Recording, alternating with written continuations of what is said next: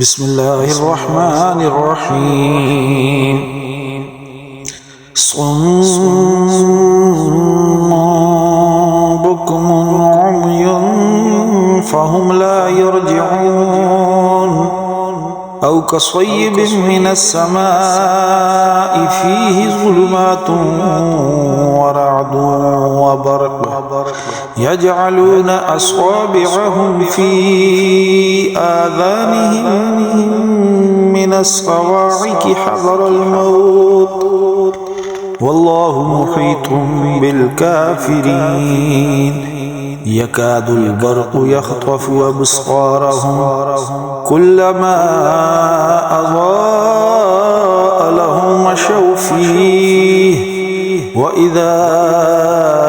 أظلم عليهم قاموا ولو شاء الله لذهب بسمعهم وأبصارهم إن الله على كل شيء قدير.